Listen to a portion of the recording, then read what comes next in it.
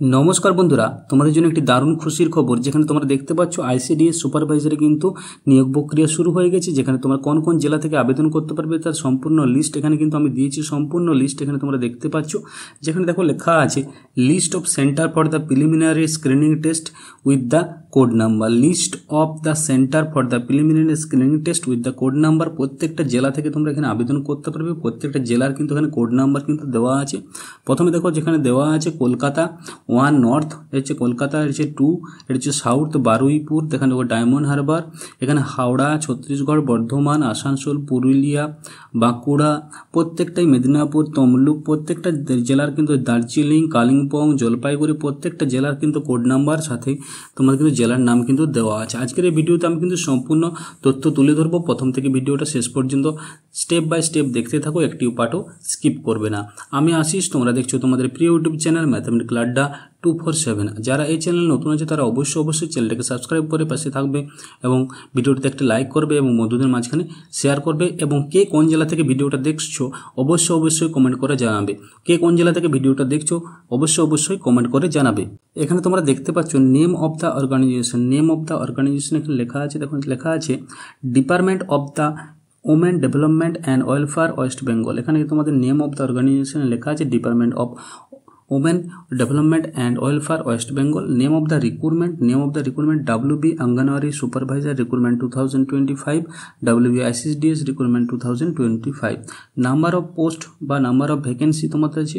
2954 অর্থাৎ 2954টি কিন্তু তোমাদের এখানে ভ্যাকেন্সি আছে টোটাল ভ্যাকেন্সি আছে যেখানে নোটিফিকেশন রিলিজ ডেট হয়েছে কত তারিখে তোমাদের নোটিফিকেশনে বেরিয়েছে কত তারিখে 4/4/2025 তারিখে কিন্তু নোটিফিকেশনটা তোমাদের বেরিয়েছে যেখানে তোমাদের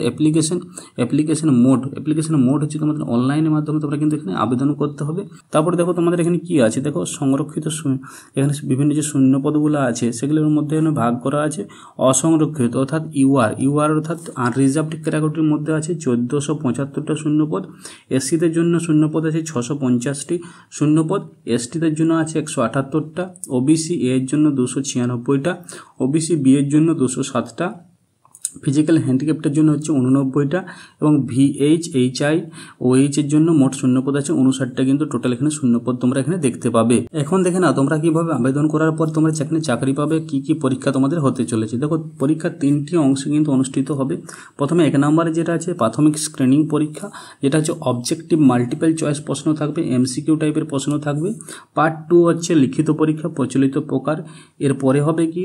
3 নম্বর হচ্ছে ভাইবা অর্থাৎ ভয়েস টেস্ট নিচ্ছে বুঝি বিশদে কিন্তু অনুযায়ী কিন্তু পরপর দেওয়া আছে আমি পরপর কিন্তু তোমাদের বলে দিচ্ছি পার্ট 1 থাকছে প্রাথমিক স্ক্রিনিং পরীক্ষা অবজেক্টিভ মাল্টিপল চয়েস হবে 100 নম্বরের পরীক্ষা হবে এখানে 100 নম্বরের পরীক্ষা হবে এই ওএমআর ভিত্তিক পরীক্ষাটি 100 নম্বর করবে যার মধ্যে 1 নম্বরে 100টি প্রশ্ন থাকবে অর্থাৎ 100 নম্বর 100টি প্রশ্ন কিন্তু থাকবে যেখানে MCQ টাইপের তোমাদের কিন্তু প্রত্যেকটা প্রশ্ন কিন্তু MCQ মাল্টিপল চয়েস টাইপের কিন্তু কোশ্চেন হবে অবজেক্টিভ টাইপ বা মাল্টিপল চয়েস টাইপের কোশ্চেন হবে 2 নম্বরে হবে তোমাদের লিখিত পরীক্ষা যেটা হচ্ছে তোমাদের 400 নম্বরের পরীক্ষা হবে কত নম্বরে হবে লিখিত পরীক্ষা হবে এটা প্রচলিত যেরকম হয়ে থাকে বাংলা ইংরেজি এরকম নিয়ে টোটাল 400 নম্বরের পরীক্ষা হবে একটা লিখিত পরীক্ষা হবে যেটা তোমাদের কিন্তু 400 নম্বরের একটা প্রচলিত লিখিত পরীক্ষা হবে 2 নম্বরে 3 নম্বরে তোমাদের আছে কি বলছে পার্ট 2 এই পার্ট 3 তে তোমাদের আছে ভাইবা যেটা হচ্ছে তোমাদের কিন্তু ইন্টারভিউ যেটা হচ্ছে 50 নম্বরের টেস্ট হবে ভয়েস টেস্ট যেখানে লিখিত পরীক্ষার পরে কিন্তু তোমরা এটা কিন্তু অংশগ্রহণ করতে পারবে তাছাড়া কিন্তু পারবে না মেধার ভিত্তিতে যোগ্যতা অর্জনকারী প্রার্থীদের একটি নির্বাচিত নম্বরকে 50 নম্বরের ভাইবা ভোজ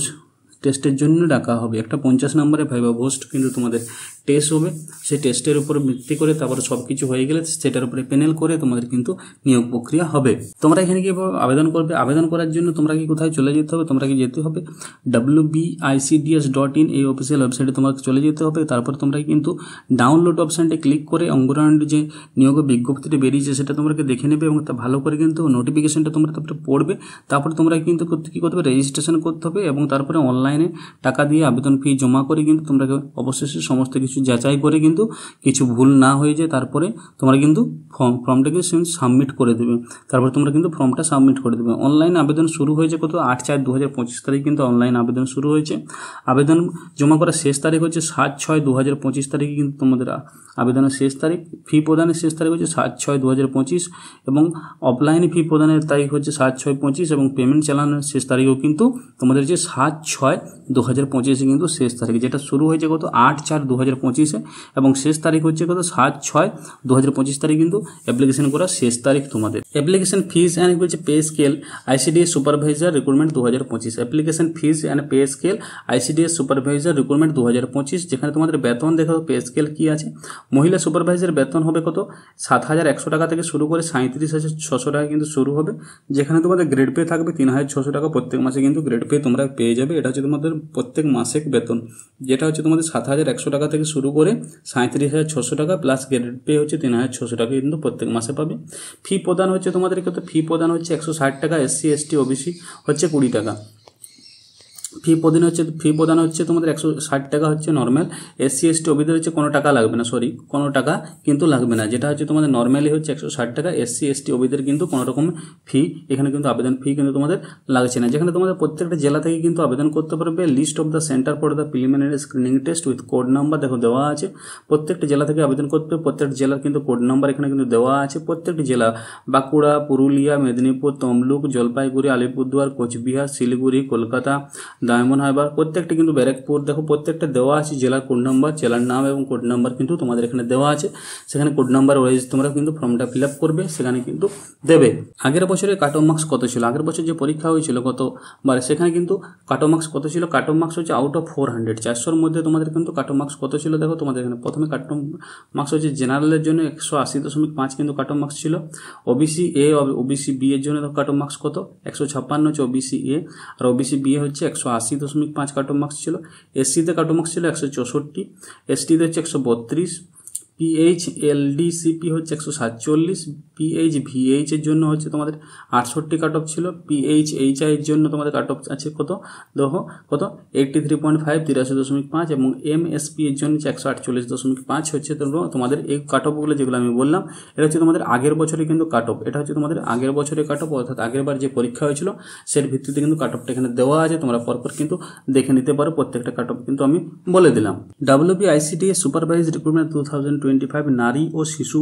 উন্নয়ন ও সমাজ কল্যাণ বিভাগে ICDS 2025 এর সুপারভাইজার শুধুমাত্র মহিলা পদে নিয়োগের জন্য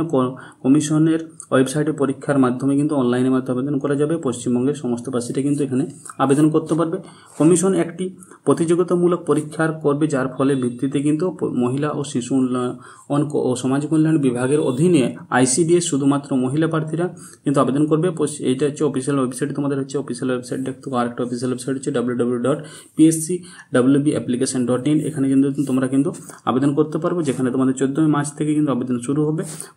পোস্টের জন্য আবেদন করার আগে প্রার্থীকে একই ওয়েবসাইটের মাধ্যমে একবার তালিকাভুক্তি স্কিম অনুযায়ী নিজেদের তথ্য কিন্তু নথিভুক্ত করতে হবে। যারা ইতিমধ্যে ওয়েবসাইটে যেমন হচ্ছে wbpscapplication.in তালিকাভুক্ত করেছেন তাদের আর একবার নথিভুক্ত করার দরকার নেই। শুধুমাত্র মহিলা প্রার্থীদের পদটির জন্য যোগ্য। যারা একবার কিন্তু রেজিস্ট্রেশন করেছো তারা কিন্তু আর রেজিস্ট্রেশন না করলেও হবে,